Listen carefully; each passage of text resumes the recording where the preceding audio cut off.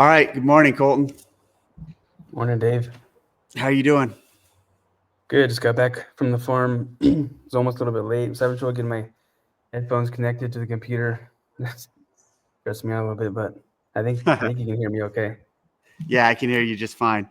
What did you do? What did you do on the farm? What do you do in a typical morning?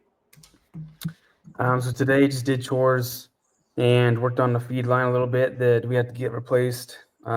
Some of the tubes are getting worn out. I think that barn's about 25 years old or so. So it's time to replace some of the feed lines. So worked on that for a bit and just had to take care of some sick pigs. One of our barns, the pigs have got a little bit of strep going on. So just got to take them taken care of, and then had to move some pigs around for I'm going to be gone later this week, so my dad's going to have to load them himself. So I was kind of getting them into a better spot, so it'll be easier for him to load them up while I'm gone. Tell me about the tours. What's that about? Like people come and get a tour of your pig farm? No, the tours? Did I say tours? I thought you said tours. Did you say tours or did I hear that wrong? No, I think I must have said something else or misspoke. Okay. How many? I thought you said you gave tours. I was like, oh, that's pretty cool. I got to come check that out. How many hours a day do you spend on the farm doing this work? It's always kind of different. Sometimes it's just a few hours. Sometimes it's all day. It'll vary throughout the year based on how busy my dad and uncle are with the crops and what we've got going on with the pigs. Typically a little busier once they get to market weight, and we have to load them up and take them to market, and then we have to power wash the whole barn and disinfect it and do repairs and things like that. So when we've got that going on, it's a little bit busier, but right now it's not too bad. We're just mostly basic chores and trying to get things in a good spot for when I leave to go to Nashville later this week. And I'm just kind of getting some maintenance and basic repairs taken done while I've got a little more time. Are you going to Nashville to spend some time at PRVN? Mm-hmm. Yep. I'll go there and do some of the online semi workouts and try and give those guys a score to beat, I think, is the plan. So that should be fun. I don't get to go down there very often. Do you when you do that, are you able to submit your scores? Or do we allow that? Are you able to? You are, right? Yeah. I think so. Are you gonna, Yep, I got an email to sign up. Are you I gonna don't know actually put your scores on the leaderboard, or are you gonna stay off the leaderboard? I'm not sure so I'll do whatever workouts Joey and the team think I should do. I'm not sure if they want me to run through all of them. And if I do them, I probably won't take the resources away from the athletes there who are actually competing in terms of judging and videoing and things like that. I know they've got a lot of athletes there, so I don't want to put more strain on that. But so because of those reasons, I don't think I'll be putting my scores up on the leaderboard, but I'll probably film them and post them probably at some point. The ones that I do.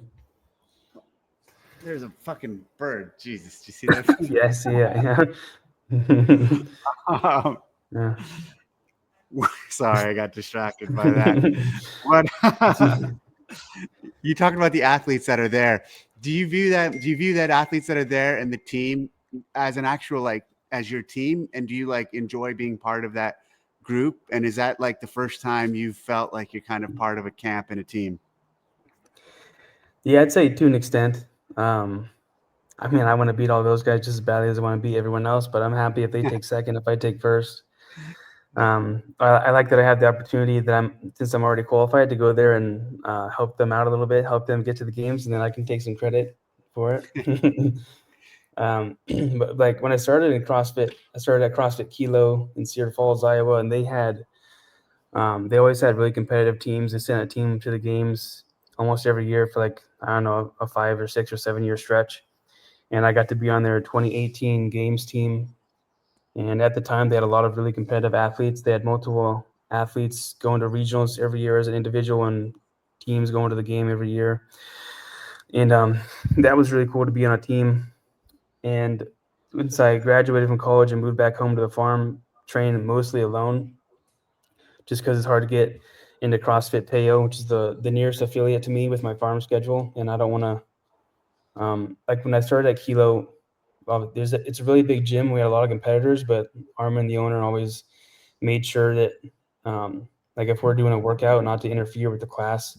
Don't take up all the squat racks if they have a bunch of if it's a big class and they need to use them and things like that. So I don't know if I'm a little bit traumatized from that. I don't want to get in the way of anybody at Teo. It's a little bit smaller gym. So I try and get there. So it's just hard for me to get there during the day with the farm and not interfere with them. So most of my training is done at home, unless it's on a weekend. I go over there. So it'll be fun to go to Proven and get to train alongside other people. And a lot of the coaches, I think the coaches are bringing in more of the team aspect than the athletes do, just because they do a lot of like, hey, this athlete's been working on handstand push-ups and they've gotten a lot better. And then a coach might ask them, hey, how did you do that? I got an athlete that struggles with that. So there's a lot of teamwork that goes on there between the coaches. CrossFit KO. Let's talk about that gym for a second. So do you pop in occasionally and support community events? And are you a big fan favorite there? Do they get excited when you come by? Yeah, I think so. They have an in-house competition every year around Christmas that I do. It's a partner comp. So I got second 2 years ago, then we got third last year. So we're slipping a little bit. Me and my partner Rosa. So we're gonna try and win that this year. And I was there last Saturday, or maybe it was 2 Saturdays ago. Mallory, one of the owners, it was her birthday, so we all did a big birthday workout there Saturday morning. How far is it from you? Is it in what town is it in? It's in Mount Pleasant, Iowa. Okay. And I'm outside of Hillsboro, so I'm about like 15 miles southwest of them. So it's maybe a 20-minute drive. Okay, that's not too bad. You mentioned Joey as someone at Proven. Who is that? Is that your coach? Yeah, Joey Tortora, he's my coach. He's like the first coach I've had that's done like individual programming for me. He competed on a team. I think his last year was 2023 on CrossFit OBA. I think they got 8th at the games that year, and then after that he transitioned to coaching. I was Oh, his first individual athlete, I think. Speaking of teams, I was looking at the leaderboard today. It looks like Proven has a team that's qualifying to the games, or at least they're in a qualifying spot. So does Mayhem. I saw Invictus also has a team. What do you think about the inclusion of the run the way we did it in the team competition? What are your thoughts on it?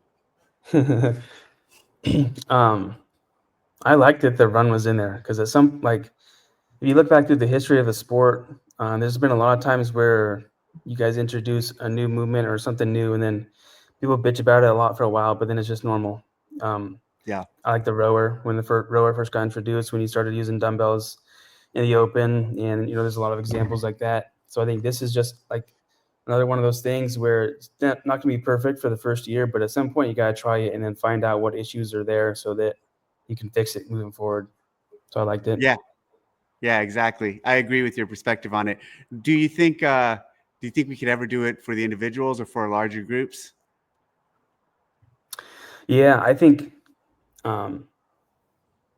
without really fleshing it out and doing a bunch of trial and error, the first way they would come to my mind is just do something where they has to be at a track, and it's going to be it's not super convenient, but like shit, this is to get you to the games. It's not supposed to be the most inclusive competition. You're gonna have to take time off work, maybe have to travel.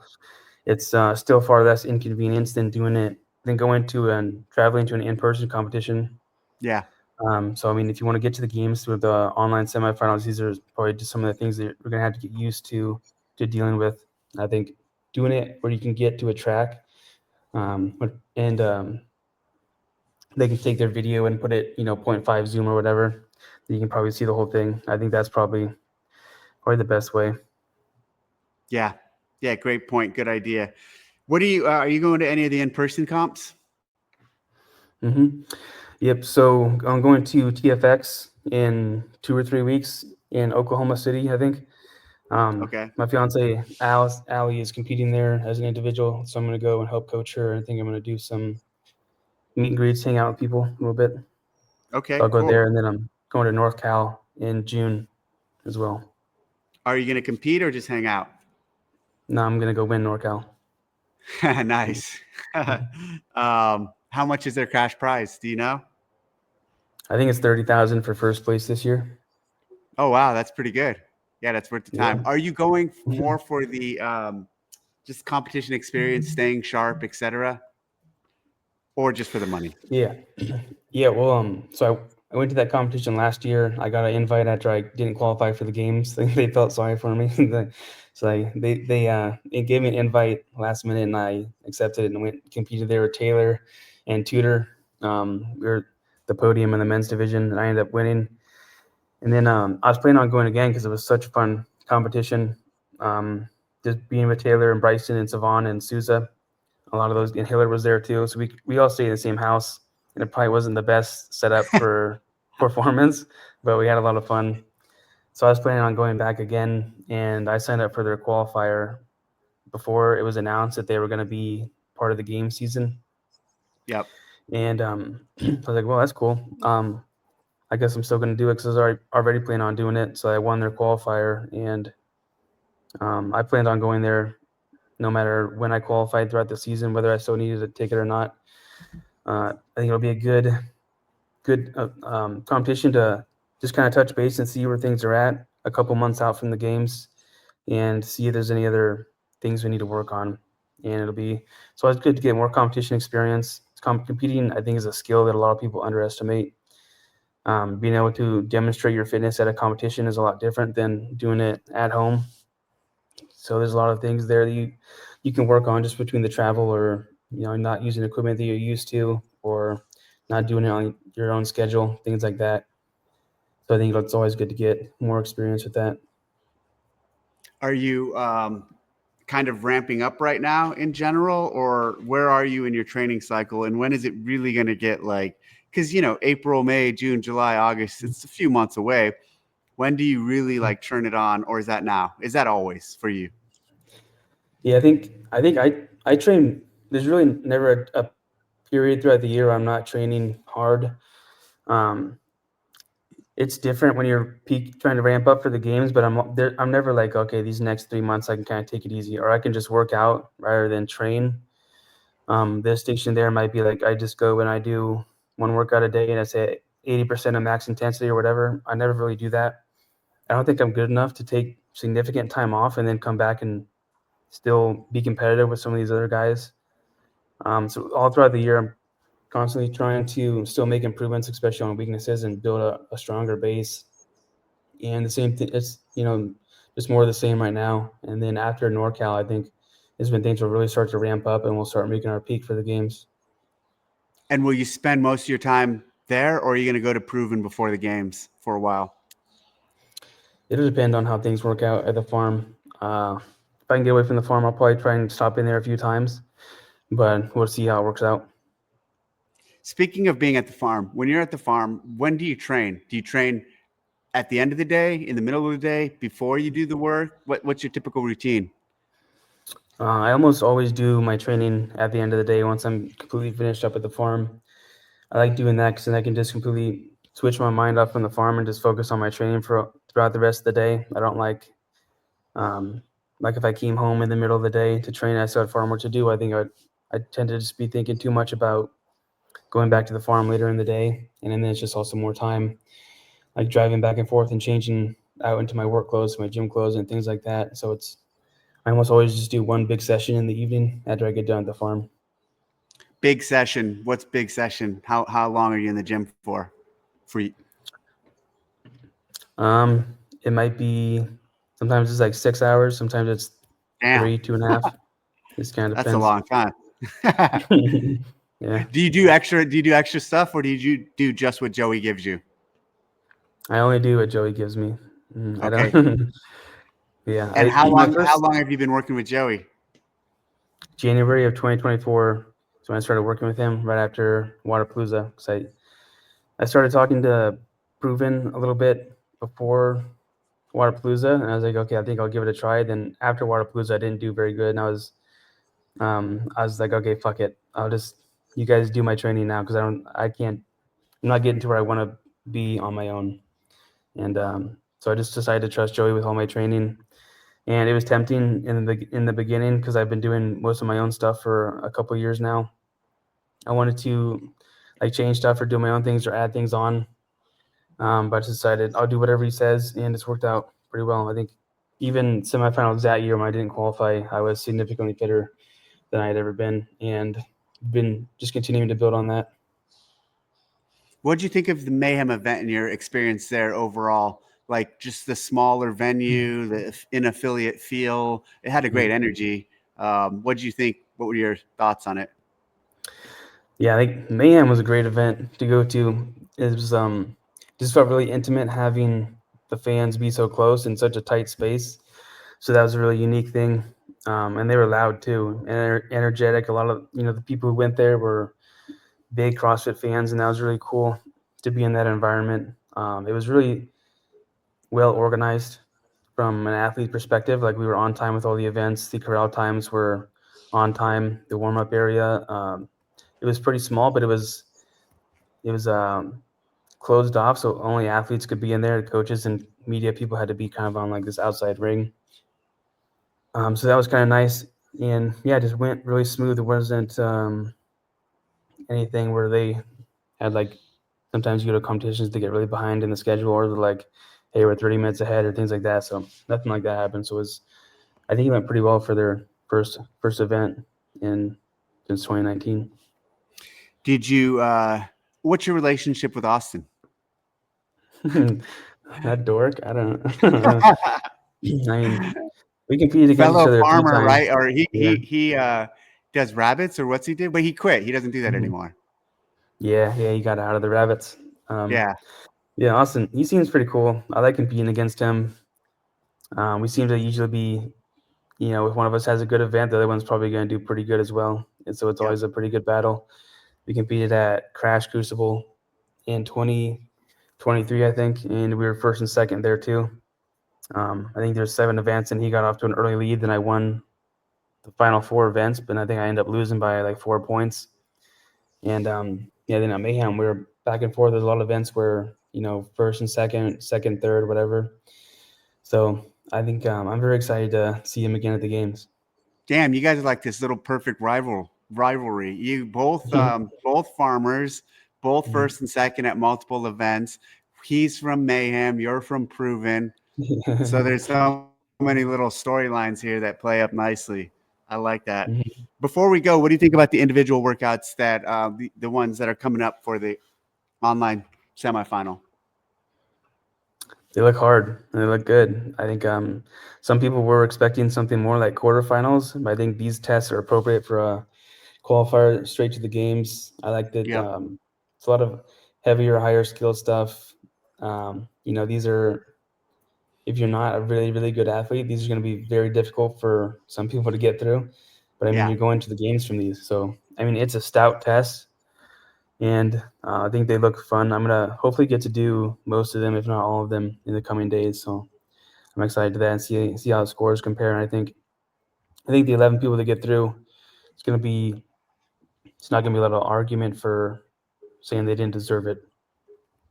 Yeah, absolutely. And you nailed it. Like we weren't going to approach these like quarterfinals because even quarterfinals, 25% is a lot of people. Like you had to make them harder, obviously, than the open, but you still couldn't go to this place. And what I mean is this place being what you see now with these individual workouts.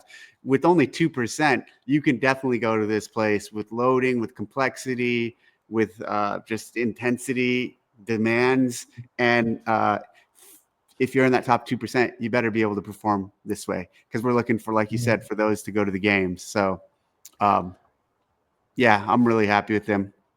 I think they're gonna be, like you said, they'll be the right people going to the games from these. Yeah. Yeah, there's some people were talking about the standard for the overhead walking lunges with the dumbbells. What is so the standard says they can't be held together or can't be holding together. Some people were confused on what holding means. Is it Let, like both heads of the dumbbell touching or one head can't touch? let me get back to you on that. I'm not going to answer that at this point. Talk to Boz. Start with Boz. Let Boz answer that question. But I'll clarify too. I'll figure out what exactly we're looking for there. I think it's pretty clear. Like, don't hold any part of them together. But I don't know. Some people are worried about it. What's the standard say? What's it say exactly? I think the wording is similar to the dumbbells you cannot hold the dumbbells together. So to me, that means that neither of the heads of the dumbbell can be touching each other. Whether it's, you might have a dump like this, both heads are touching. You might have like that, maybe just the back is touching. That's not Yep. allowed. But incidental bumping would be allowed. So that's kind of how I would interpret it. And I think that I think that's totally fair. If it says all of that, correct. Not together, but if they bounce, that's okay. If they hit each other, bump into each other, that's fine. All right, cool. Well, thank you for the interview, and hope you have a good day. So you're going to train this afternoon. Are you done on the farm now? I don't know. I had to leave. I left in kind of a rush, so I might have to go back and do a couple things before I get to training. Okay, well, good luck with the rest of the work on the farm, and I will see you at some of these events in the next few weeks and months. Sweet. Looking forward to it, and I'll see you back at the games, not on demo team this year. Yep. Excited to see you on the other side. All right. Thanks. Thanks, Colten. All right. Thanks, Dave. Bye.